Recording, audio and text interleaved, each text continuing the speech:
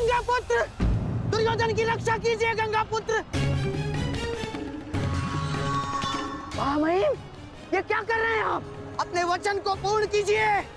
आज यदि आपने भीम का वध नहीं किया तो हस्तिनापुर का युवराज घर नहीं लौटेगा। महामहिम। भीम, रुक जाओ, दूर हो जाओ दुर्योधन से, अन्यथा मुझे तुम्हारा वध करना होगा।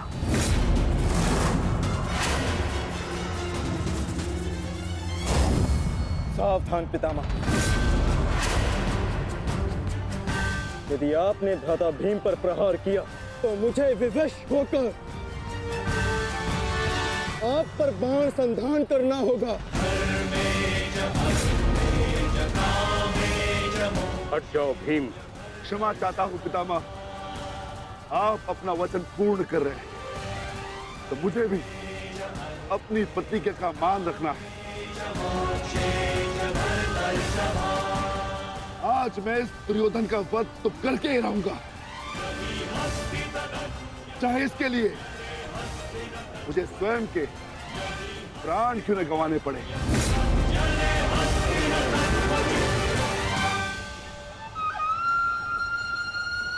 स्वयं के प्राण गंवा सकते हो भीम, परंतु क्या अपने दोनों भ्राताओं को इस आहुति में झोंक दोगे तुम?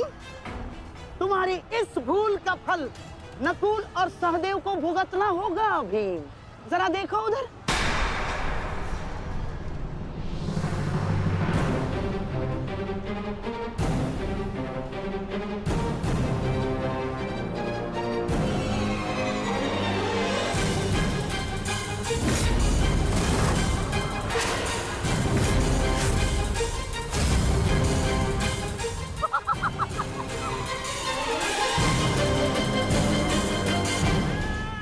पिताश्री,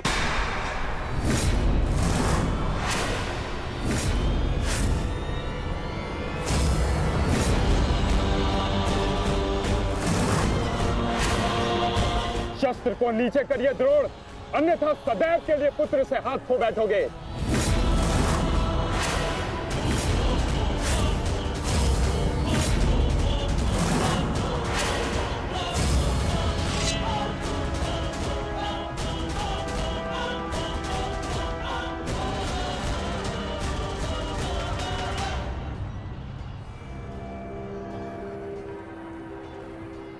दुर्योधन, तेरा अंत आ गया है। तुम्हारे पास दो विकल्प शेष है दुर्योधन। या तो देश युधिष्ठिर के समक्ष आत्मसमर्पण करो, अपनी सेना को पीछे हटने का आदेश दो, या फिर अपने प्राण यमराज को समर्पित करो।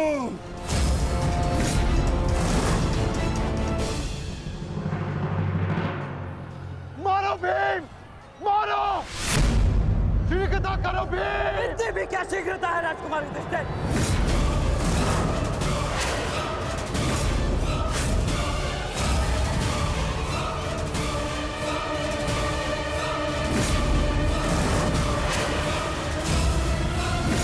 दो विकल्प शेष है दुर्योधन। मारो भीम, मारो! शीघ्रता करो भीम! इतनी भी क्या शीघ्रता है राजकुमार युधिष्ठिर?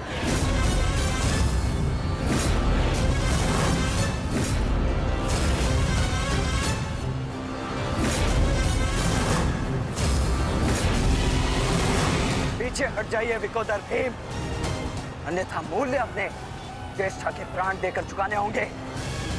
नहीं भीम, नहीं! मेरी चिंता मत करो, अपना वचन पूर्ण करो। ऐसा अवसर दोबारा नहीं मिलेगा अनुज। वध करो इस दुर्योधन का। पांचाली के अपमान का प्रतिशोध लो भीम। मारो इस दुर्योधन को।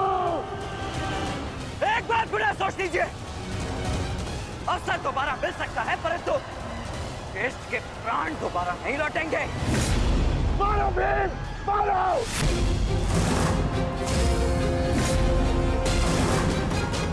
दुर्योधन!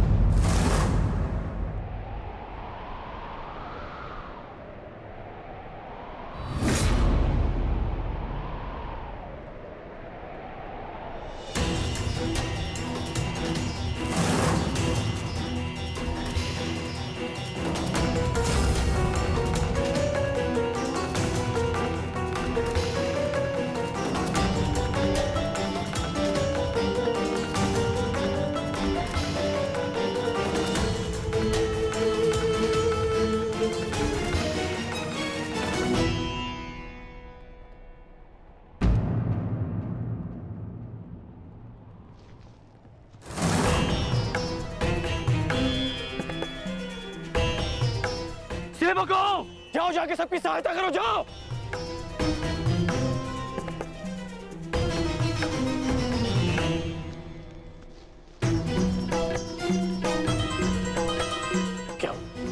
क्या हुआ?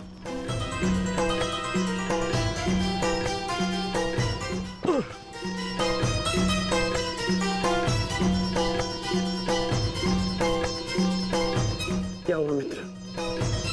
आज हम ये युद्ध हारने ही वाले थे मित्र।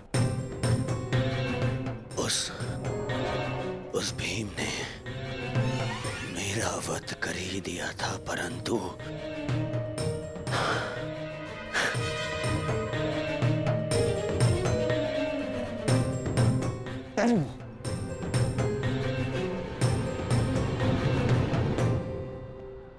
ठीक समय पर आकर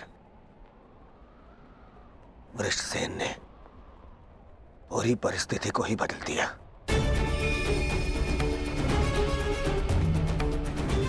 वीर वृषसेन ने आज न केवल मेरे प्राणों की रक्षा की,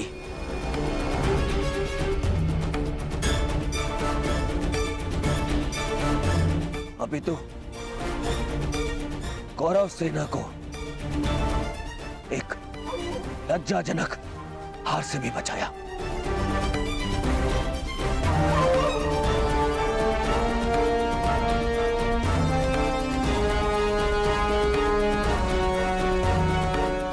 मैं गर्वित हूं तुम्हें अपनी सेना में पाकर पुत्र, गर्वित हूं मैं।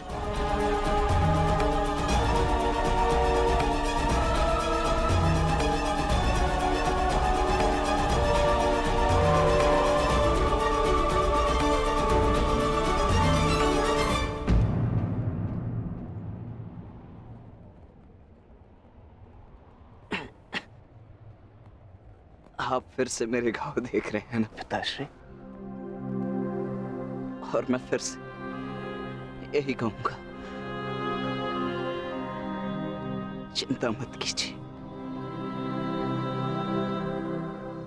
आज का युद्ध समाप्त हुआ और युद्ध भूमि में जो कुछ भी हुआ उसे भुला देना ही श्रेयस्कर है, अपितु उन बाधाओं को समझने का प्रयास करना चाहिए जो हमें विजयश्री बनने या प्राप्त करने से रोक रही है।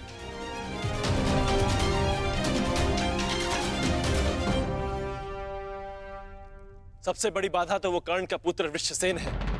आज दूसरे दिन भी उसने दुर्योधन का अंत होने से बचा लिया। दुर्योधन के वध होने के पश्चात वृषसेन को अपने मार्ग से हटाना अति आवश्यक है। कुछ नहीं होगा आपके पुत्र को,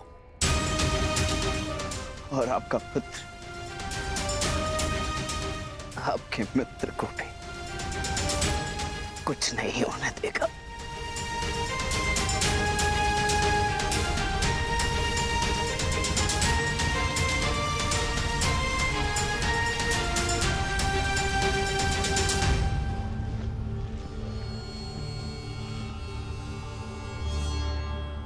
मित्र, आज का दिन हमारे पक्ष में नहीं था। तुम हमारे साथ होते तो कदाचित ऐसा नहीं होता।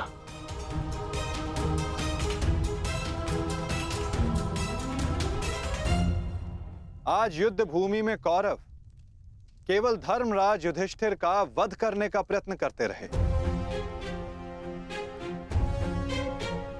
और कल हम दुर्योधन को अपना लक्ष्य बनाएंगे।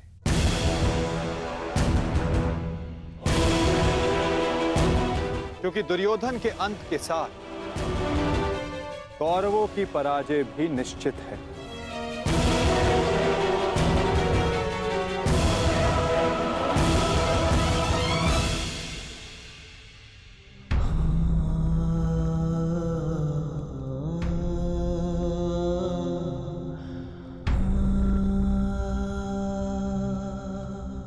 पुत्र,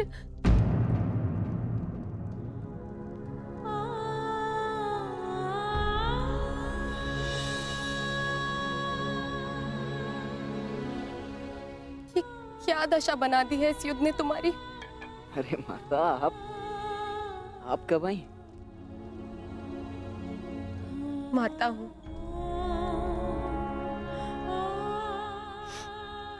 पुत्र को घाव लगता है तो माता को आभास हो ही जाता है। मेरे मन ने कहा कि मेरा पुत्र संकट में है, दौड़ी चली आई।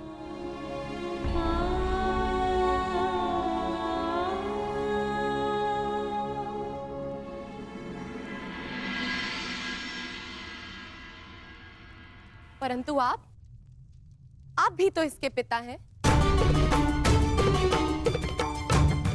क्या अपने पुत्र की इस दशा को देखकर तनिक भी दया नहीं आती? अपने पुत्र के जीवन के लिए आपको कोई मोह नहीं? मैंने निश्चित कर लिया है, तुम कल युद्ध में नहीं जाओगे।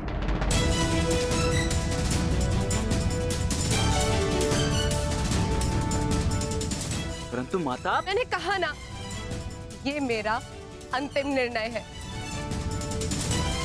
पिताश्री, ये तुम्हारे अतिरिक्त कौरव सेना में और भी कुशल योद्धा है। निश्चित रूप से कौरव सेना में कुशल योद्धाओं की कमी नहीं है पिताश्री, परंतु वृषसेन वो उन सबसे भिन्न है। उसकी सोच, उसकी प्रतिभा, उसका तेज प्रशंसनीय है। उससे द्वंद्व करते समय मैंने बहुत कुछ सीखा। यदि वो कौरव के पक्ष में ना होता तो निश्चित रूप से मेरा अभिन्न मित्र होता।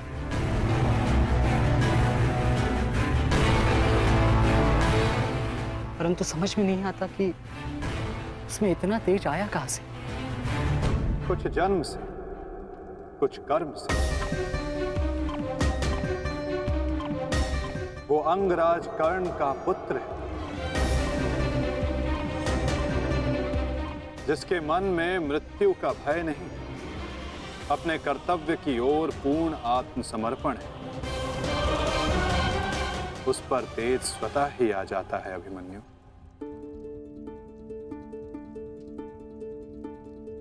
मैं अपने कर्तव्य से मुख नहीं मोड़ सकता माता, क्षमा चाहता हूं। आप मुझसे मेरे प्राण भी मांगेंगी तो मैं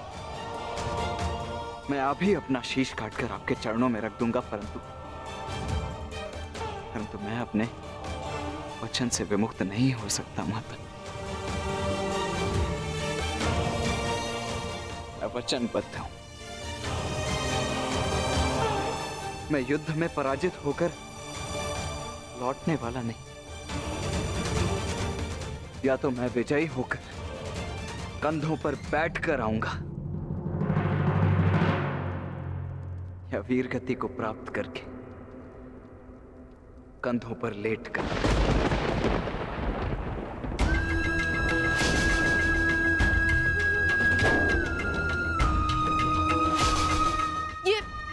ये आपका पुत्र क्या बोल रहा है? अब आप सुन रहे हैं ना? मैं आपसे हाथ जोड़कर विनती करती हूँ स्वामी, रोकिए इसे। आप ऐसा कैसे होने दे सकते हैं? कुछ कीजिए। करना तो तुम्हें है सुप्रिया, ममता और कर्तव्य में संतुलन करना है। तुम एक योद्धा की माता हो, तुम्हें अपने हृदय को कठोर बनाना होगा। मेरी अनुपस्थिति में हमारा पुत्र इस महायुद्ध में अत्यंत मुख्य भूमिका निभा रहा है। मुझे उस पर गर्व है, और तुम्हें भी होना चाहिए सुप्रिया। युद्ध में पीछे हट जाने वाले वृषसेन का पिता होने से अधिक युद्ध में बलिदान दे देने वाले वृषसेन का पिता होना अधिक श्रेष्ठकर समझता हूं।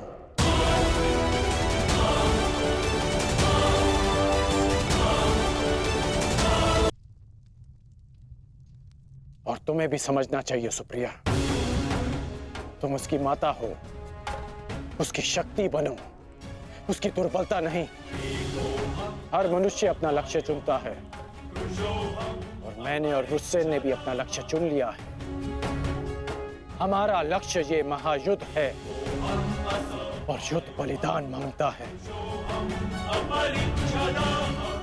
यदि वो बलिदान मेरा या मेरे पुत्र का होगा तो हमसे अधिक भाग्यशाली और कोई नहीं होगा सुप्रिया।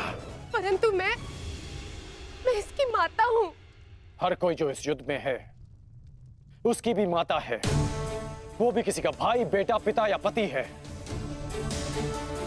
यदि हर माता तुम्हारी भांति विलाप करने लग जाए तो इस युद्ध में योद्धा रिक्त हो जाएंगे। जब युद्ध क्षेत्र में मृत्यु समक्ष खड़ी होती है तो योद्धा पुकारता है, हे मृत्यु, तैयार यदि तू आने को, प्रसन्न मुख आ, द्वार खुला है, तेरा स्वागत, प्रसन्न मुख आ।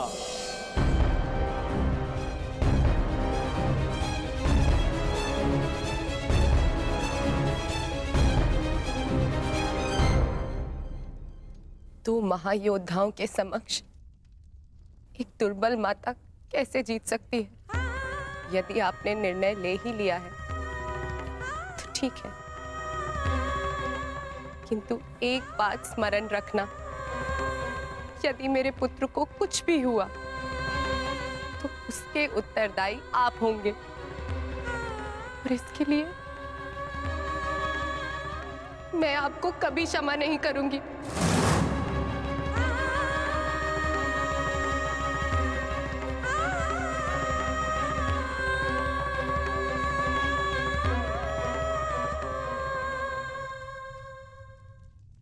आज युद्ध भूमि में पांडवों का प्रयास था कि दुर्योधन पर वश पालें। कल भी कदाचित उनका यही प्रयास होगा। इस कारणवश हमें सज्ज रहने की आवश्यकता है।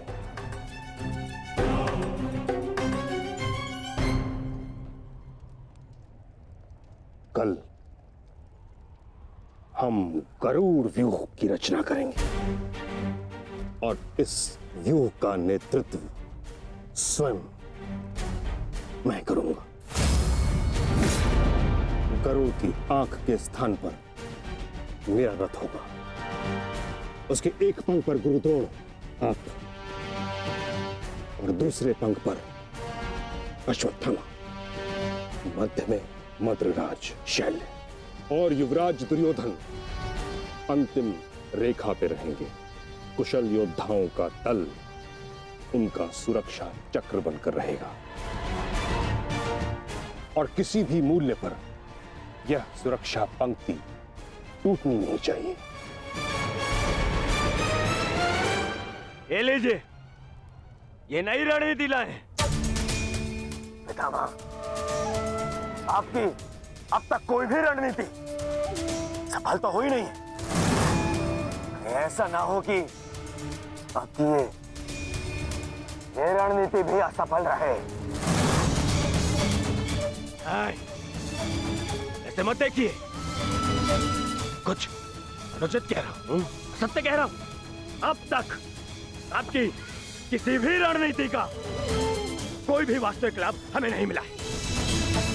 आज जो घटित हुआ है और जो घटित हो सकता था, मैं जानता हूं। अरे सेना को छोड़िए, आप तो मेरी सुरक्षा का कर्तव्य, अपने युवराज की सुरक्षा का कर्तव्य भी पूर्ण नहीं कर पाए। हे पितामह, अब मुझे आप पर विश्वास नहीं रहा पितामह। नहीं दुर्योधन, पितामह के अतिरिक्त तुम्हारी रक्षा और कौन कर सकता है? मैं करूंगा, मैं करूंगा, मैं करूंगा, मैं करूंगा।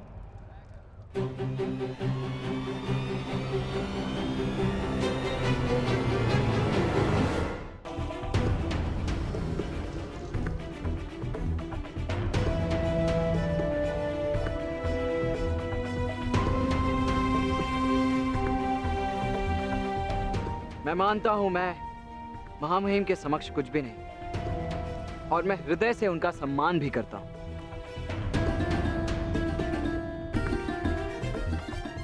किंतु यदि युवराज मुझे अवसर दें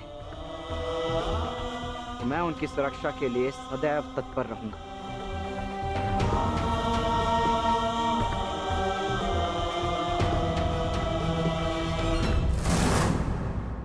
आपका क्या मत है वासुदेव? कल कौरव किस रणनीति के साथ युद्ध क्षेत्र में उतरेंगे?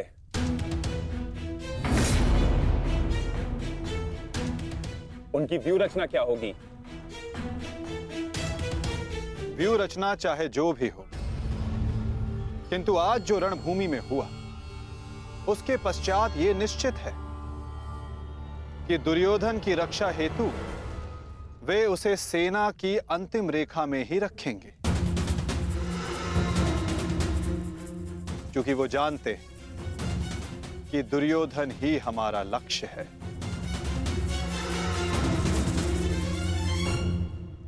यदि ऐसा है तो फिर हमें कौन से व्यू का उपयोग करना चाहिए माधव? अर्धचंद्र व्यू पार्थ।